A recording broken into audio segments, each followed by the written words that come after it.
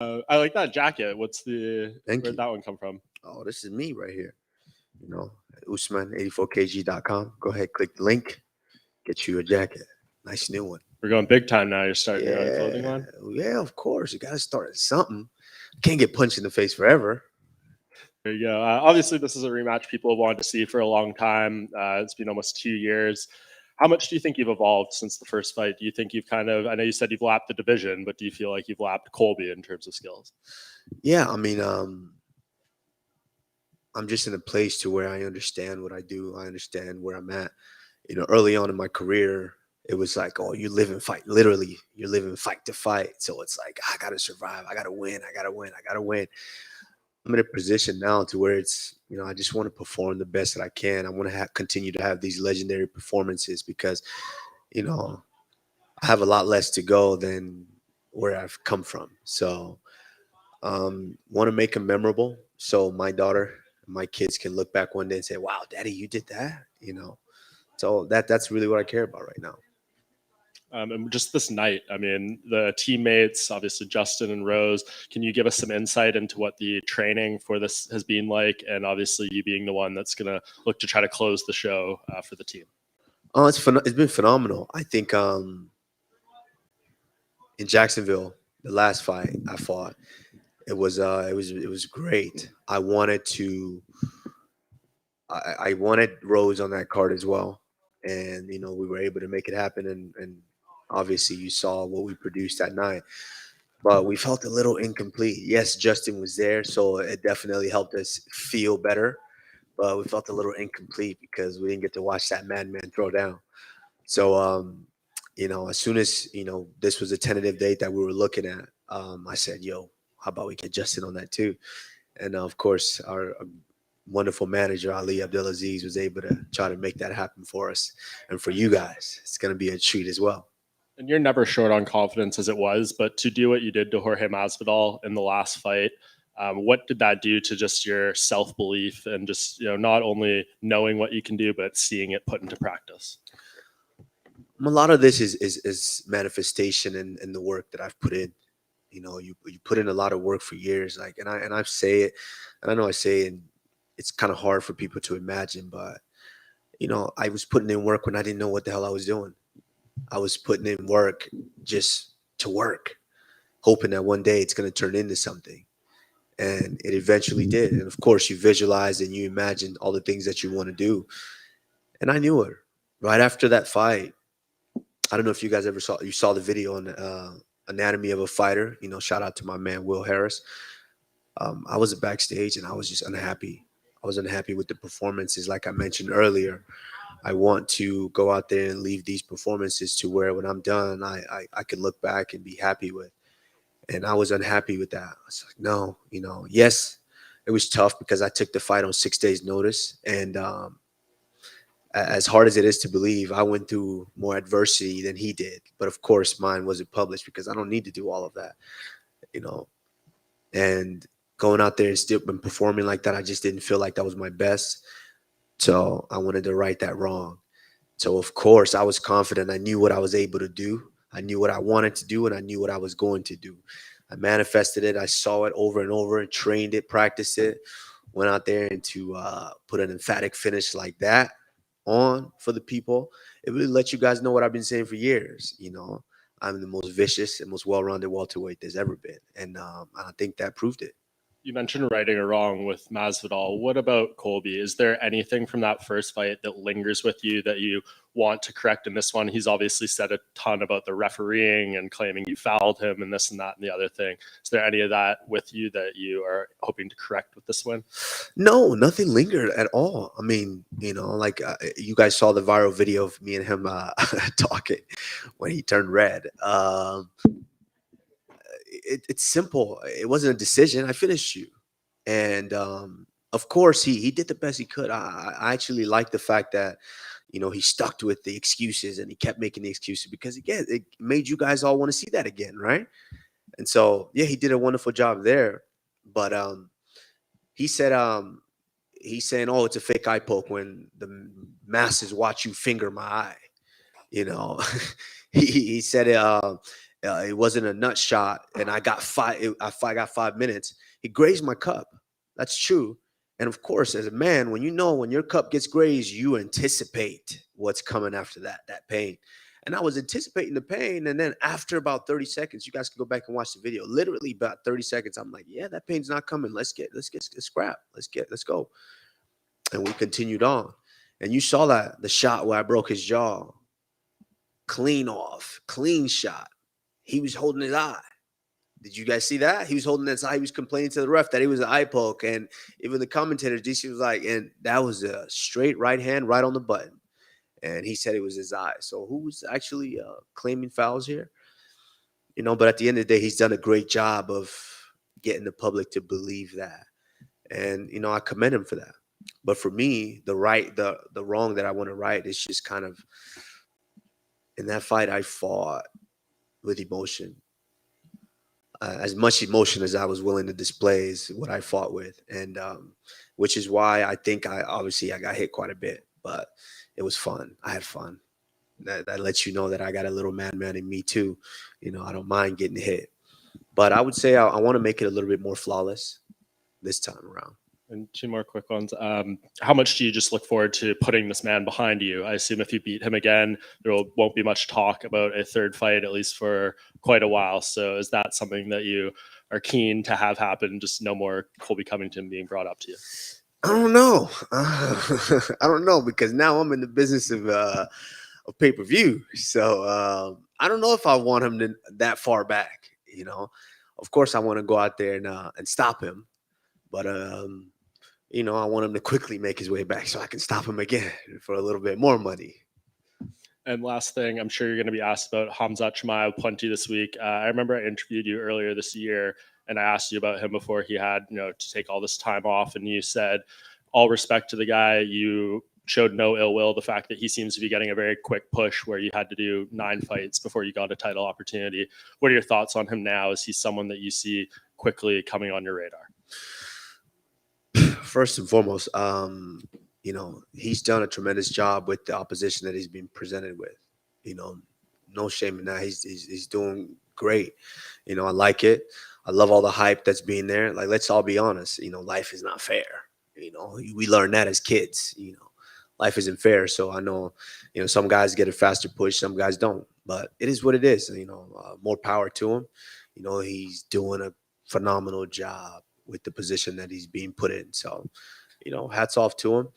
As far as me, I'm at a point in life to where I'm starting to understand, how much this takes from me. And, I've been 9 weeks now away from my daughter, and, FaceTime does help, but it doesn't do it justice, as far as being there each and every day. So, obviously I don't know how much longer I'm willing to do this, they have to make sense for me now. So if he's able to get there, then, we'll talk about it at that point. Come on right here. First of all, is your knuckle okay? Yeah. Oh, no, it's okay. When you wrestle and you scrap a lot, you might get a scratch here and there. And, of course, you got to pull a Band-Aid so you don't bleed all over everything. And before Israel's rematch, Marvin Vettori, he kind of pointed to your fight against Jorge, where you didn't have to take that fight. You still took it to answer the questions, and he viewed that as starting the second lap, which he's now doing. So is this the start of the second lap for you around this division against Colby? The start? Oof. I'm running. I'm sprinting past these dudes. I'm looking back and smiling at them now. This is a fun one. I'm having fun with this now. That's the thing. I'm having fun with it now. Like I've said before, I've been classically trained in all of this, in this sport, coming up and watching guys like Sugar Rashad Evans and going with him to these media tours and these big fights. I was able to get an inside look at what this could be to where I was able to dream and manifest what I wanted to be. So being up here and having these opportunities now, I'm just, I'm blessed, and, it feels great. I'm having fun. And obviously, since your first fight with him, you've since joined Trevor Whitman. He's also changed camps, and he said he's added a whole lot of new wrinkles to his game. So are you expecting a completely new Colby Covington, or is it like like what Tyson Fury's corner said when they fought Deontay Wilder, like a fighter's always just going to go back to what got them to the dance, no matter how much they try to add this deep into their career. Yeah, I mean, obviously, you guys have saw what I've done because I've been fighting. So you guys have seen that.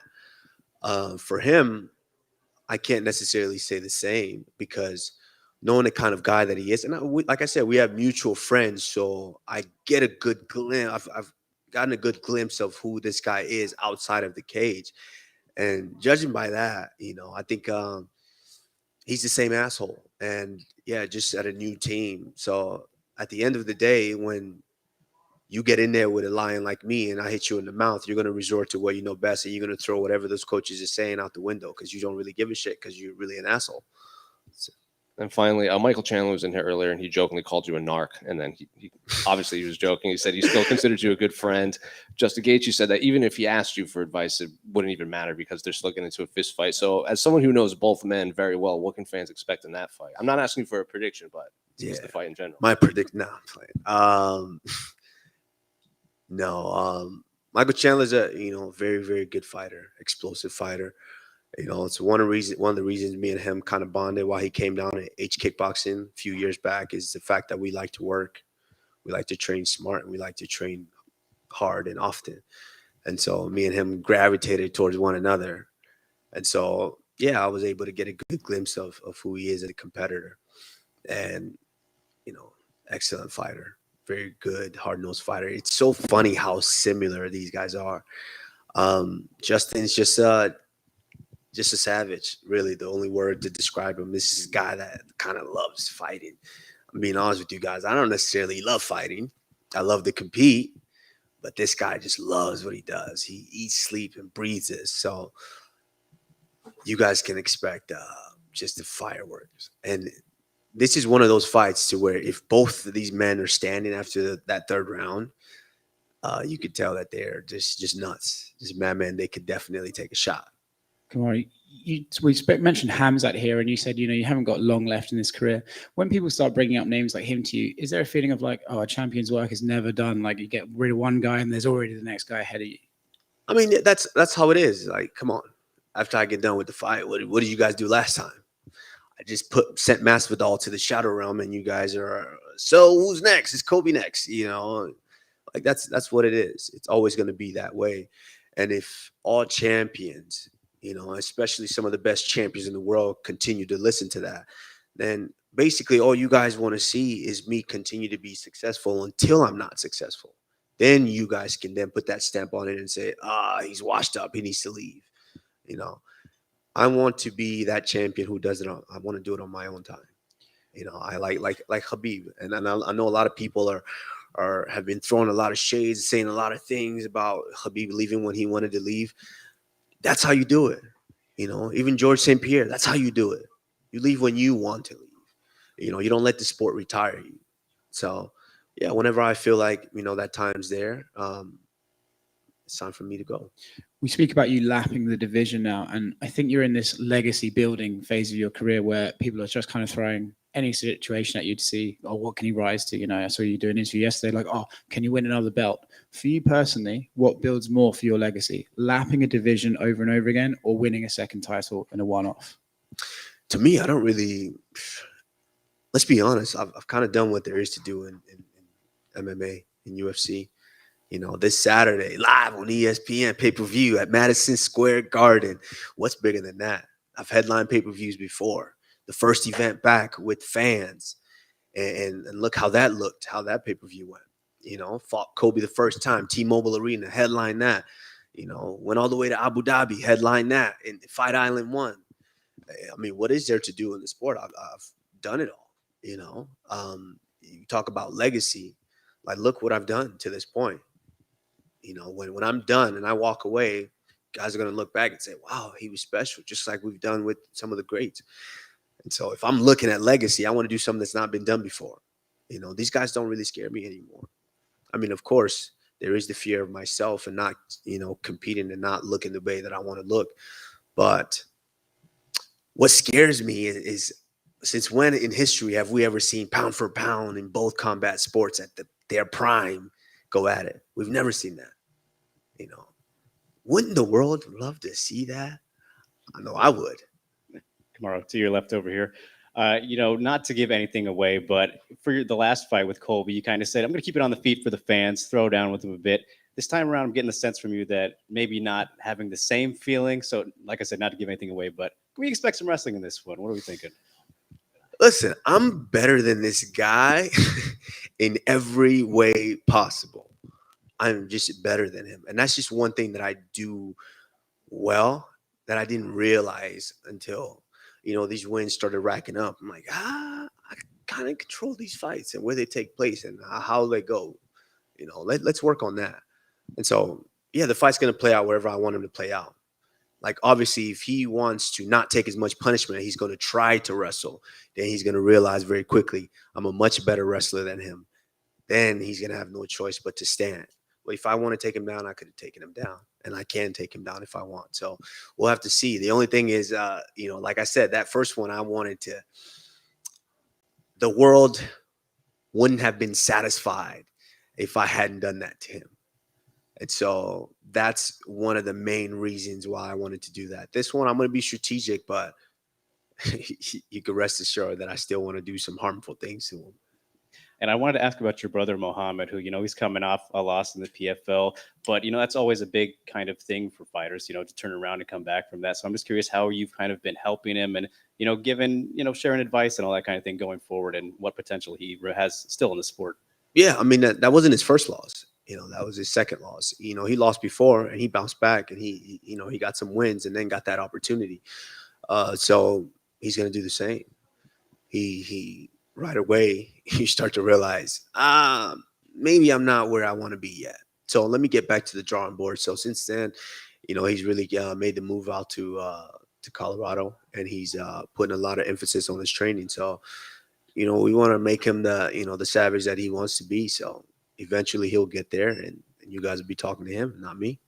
All right, best of luck tomorrow. Tomorrow, over here on your right, you mentioned pound for pound versus pound for pound. I assume you're talking about Canelo Alvarez, the pound for pound top boxer. Yes, absolutely. Since when have we ever seen the pound for pound mixed martial artists go up against a pound for pound boxer, both in their prime, not when they're old or retired and you're trying to pull them back, both in their prime. I think that's something that I think the biggest ever in history. And that's what I'm looking to do. That's something that scares me. That's something that gets me up in the morning. That's something that I might risk leaving my daughter for another 12 weeks for. So, we'll see. That's something that I'm looking at. And, God willing, this Saturday we do what we need to do. Then why not? Will you actively try to make that fight happen if you beat Colby on Saturday? I mean, yeah, pound for pound mixed martial artist in the world versus pound for pound boxer in the world, promoted by the pound for pound Dana White. Why not? Why not? Why not? And you're, coincidentally enough, you're actually going head to head with him this week. I know. Saturday. We'll see who does better. I mean, we're both in the business of entertainment nowadays. He's going to entertain on the same night. So are we. We'll see who does better numbers. And then we're going to sit there and we'll have a discussion with the pound for pound best promoter in the game, and Dana White, and we'll try to make something happen. Have you spoken to Dana about this? Have you expressed this wish to him? Yeah, Dana's hearing about it now. I guarantee you. He's hearing about it now. And that's one thing that I love about Dana is if it makes money, makes sense. So hopefully we have that conversation. Who wins that fight? You or Canelo? And you talk Me or about, Canelo. about boxing too, right? In now. boxing, yeah, absolutely. Yeah. I mean, come on, man. He wouldn't dare come in here. Let's be honest. That's the thing is we have to pursue these guys because we're willing to take that risk. I don't know if they're willing to pursue us. So let's be honest. That, like I said, there's a reason that scares me. That scares me because, he's a master at his craft. And, he's used to these boxers. He's used to the boxing speed and the boxing, movements and things like that. We're different. Sometimes different could be good. What's wrong with giving him a different look? So, of course, it's a tall tree to climb. But, we saw what happened the last time I was an underdog. Thanks, Kamaru. Thank you. Kamaru right here on your left. Kamaru, talking about the numbers, I know you're looking at some boxing and making that big money, but you are approaching Anderson Silva's all-time mark of those 16 UFC victories in a row. How much would it mean to you to break that kind of mark and prove just like you're the generational talent here in this time? That's interesting, and I've said it before early on in some of these, you know, press conferences. I don't really look at that. You guys are, I find out when you guys tell me, hey, you're approaching this number and that number and this number. I don't look at that. I learned a long time ago when I was 1-1 and saying, shit, I just lost. I'm not undefeated anymore. And having that talk with Rashad Evans and him telling me just take it one fight at a time. So as long as I continue to take it one fight at a time, all these numbers continue to rack up and pile up. So that's all I'm doing. I'm not chasing anybody, or I'm not trying to do this better than this guy, this guy. I'm doing it my way, and I'm just getting one win at a time. So when I'm done, I want you guys to let me know how great I was. The Hispanic fans noticed that Kamaru Usman's been rocking a Colombian national team jersey a lot. Are you a fan of the team? Are you just, loving the community? Talk to me about that. Of course, we love the Latin community. We always do. And my girlfriend's Colombian. So, of course, she's going to make you wear that thing. And it looked good on me. You see the colors, right? It was looking good on me. It was looking really good on me. So, of course, we rock it. Welcome to the club. Thank you. Come on over here on your right. I was going to ask real quick. So you obviously started out as a wrestler. Striking has come leaps and bounds and leaps and bounds. At what point did the striking really click for you, or has it? Is there still some thing that you're looking to achieve with that hasn't happened, or have you felt that it's just I've got there to where I want it to be? No, I'm always growing. There's always room for improvement. The thing is, the striking's always been there. It's just going out there and having it come to fruition. Like, we all know that this is not a sprint, it's a marathon. It takes time to really learn and evolve in the sport, something that my little brother is learning as well. It takes time to get there. I came in as a wrestler, having some of the best foundation. And then, of course, I went to a camp where I had one of the best teachers out there at H Kickboxing with Henry Hoof to teach me that foundation of how to punch and kick. And now, having Trevor Whitman really fine-tune some of those intricate details to produce the results that I've been producing. I mean, it's just a perfect storm. I'm blessed and I'm thankful for, the places that I've been with, the coaches that I've been, and the place that I am in life. I mean, this Saturday, headline Madison Square Garden, UFC 268 live on ESPN pay-per-view. You don't want to miss it. Go get that. But there was no particular fight where you felt, oh, this feels really good now. If I had to say one, I would say I fought Sean Strickland in, I believe, Buffalo, and I believe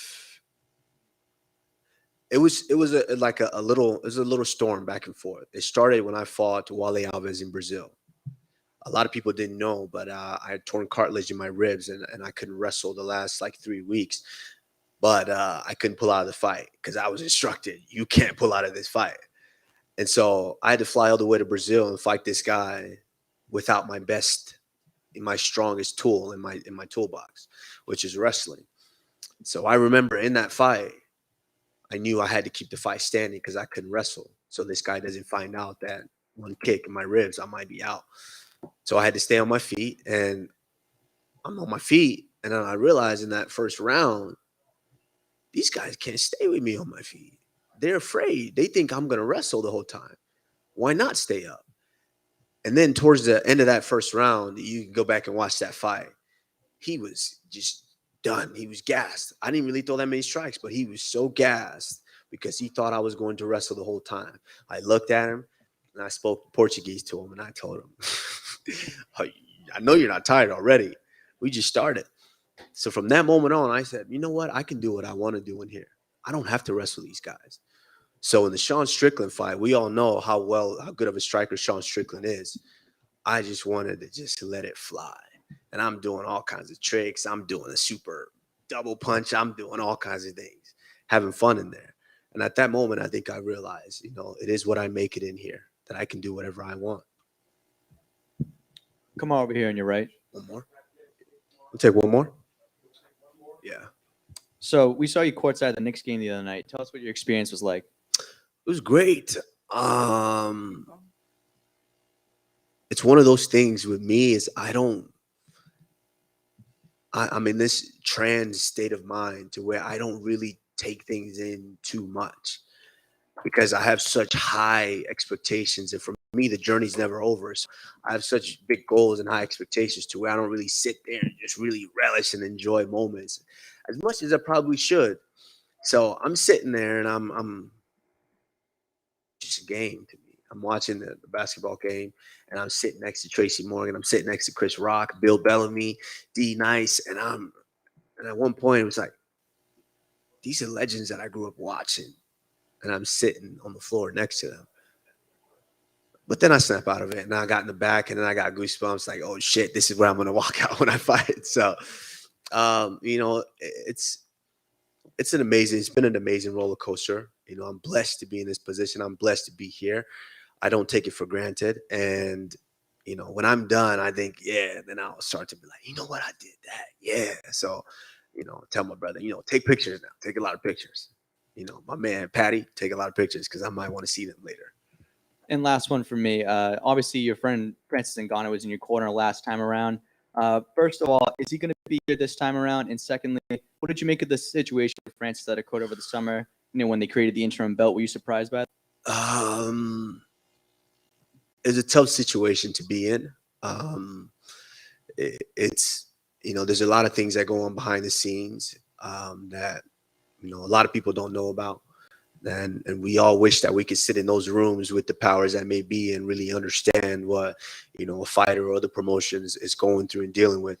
So it's you know, for me personally, as a brother of his and as a friend, it was tough for me. It's tough for me to watch, you know, but it seems like things might be looking up now because, you know, that fight's been scheduled. And let's all be honest, you know, we all know who the heavyweight champion of the world is. You know, like, no disrespect to Gon. He's an incredible competitor. We see what that heavyweight's doing. And so until they step in there and they really duke it out, we know who the heavyweight champion of the world is. All right, thanks, Kamaru. Thank you guys. I appreciate it.